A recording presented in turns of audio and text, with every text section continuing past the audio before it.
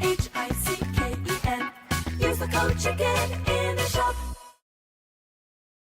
Hey guys, the Chicken is here. Welcome back to another Boom Beach video. In today's video, guys, we're going to be going over the top 5 tips for new players just coming to the game to get off on the right foot and just to make sure that you maximize your time playing the game. I've been talking with some players that have been just kind of starting out their attacks, and it's been interesting. You know, I played this game since it came out, right, for like 10 years at this point. So it's interesting going back and just kind of looking at that and their perspective of like, oh, well, shouldn't I do this? Like, should I do this? So we're going to talk about that today. So you guys haven't already, you want to stay up to date on everything Boom Beach, make sure you subscribe to the channel. And if you guys are going to buy anything in the shop, I do appreciate it if you throw that code CHICKEN in there. So that out of the way, let's get started. So tip number 1, focus on upgrading offense. Now, this is important because Boom Beach is different. Most people will probably end up comparing it to Clash of Clans, right? So Boom Beach is very different in the sense that it's not necessarily... the defense is not nearly as strong as offense in this game. You can get a lot farther just by... Like, you don't even need... Like, you can get to level 48, HQ level 48, or sorry, experience level 48, without even upgrading any defenses, and without even having, I think that's just with having like level 1 sniper towers or something like that. And you can get pretty high VP doing that, meaning you can get a lot of base upgrades done. And essentially what it comes down to is you want to be very strong, and you want to, on your attack, you want to attack a lot and frequently. And that's going to net you more resources than essentially everything else. And I'm putting this tip out first because everything kind of falls into place once you understand that. So focus on upgrading offense. You're going to scale your VP much faster. You're going to have more loot in general. You're going to be online more, so you'll be attacked less frequently. That's kind of a straw, but all that stuff does help. After HQ level 6, you are able to join a task force. And this is huge because not only does this unlock operations for you, which we might do here, but you'll be put, especially if you join a task force with a really good team, they're going to be able to show you the ropes, help you out. The operations, you will get more loot from doing them as well. Also, don't judge this hit. This is just a nothing, just like background kind of video as we go along. This is gonna be really bad, is what I'm alluding to. So,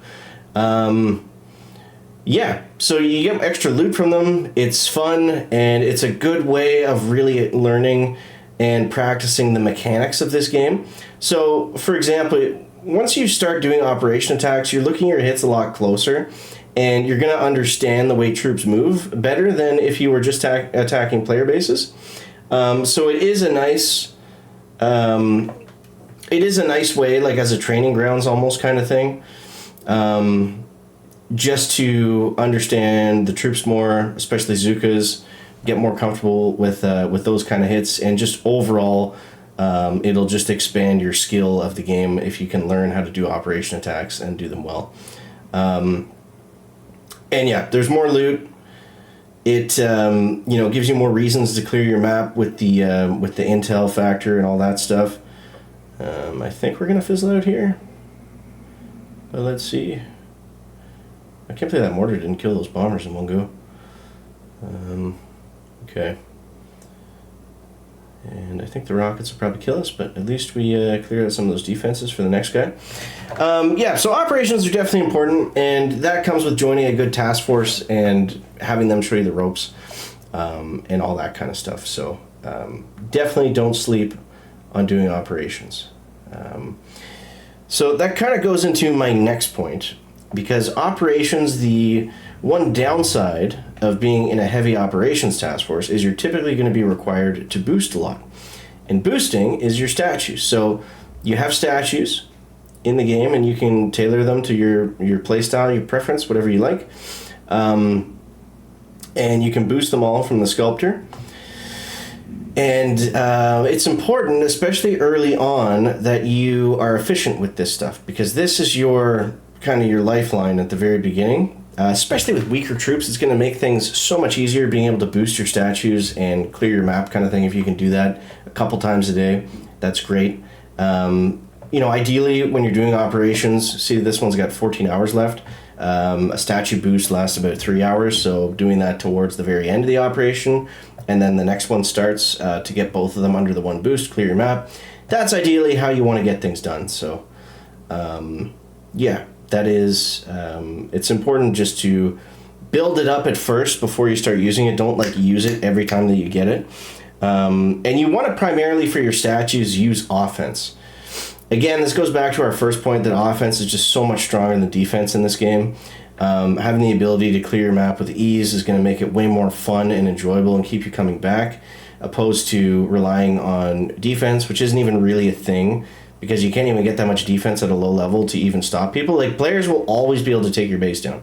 You might get discouraged when you see that at first, actually. It's man, I keep upgrading my rocket launchers and my defenses, but my base gets wrecked every time. That's just how the game works.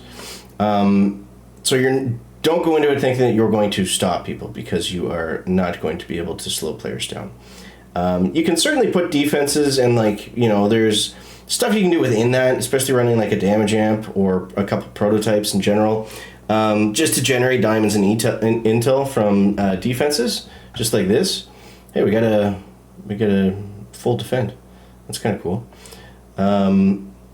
So yeah, having prototypes and bunkers and all that's more max level stuff, not for new level players or lower level players, something you have to worry about. So it's not like defense is non-existent and doesn't matter at all, but early on that's almost true. So you just want to make sure you don't fall for the trap of building stuff in a balanced way. And a lot of new players do this because it just makes sense when you don't understand the game yet. So don't do things like, I'm going to upgrade everything, in order. I'm going to have a couple statues of each type.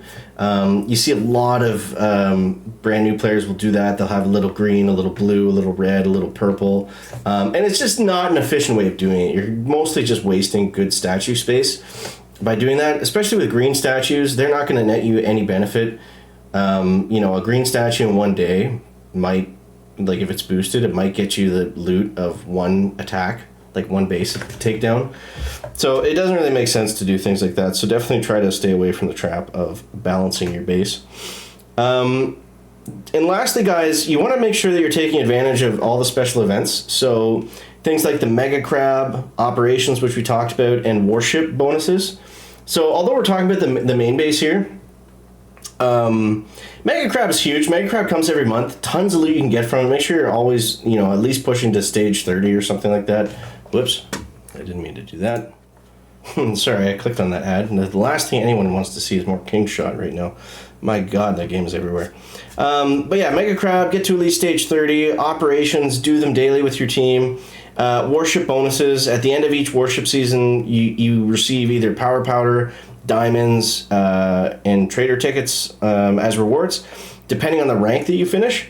So although it doesn't make sense necessarily to to grind like crazy in warships just for that end loot, try to get to rank 21 or at least 16 and try to get some loot out of the warship. And you also get, obviously, trophies and all that stuff in warships. But that is a different topic for a different day. So any of you seasoned vets out there watching this, leave some comments down below, just so this can be like a full kind of helpful thing for new players just to watch and know what they need to do.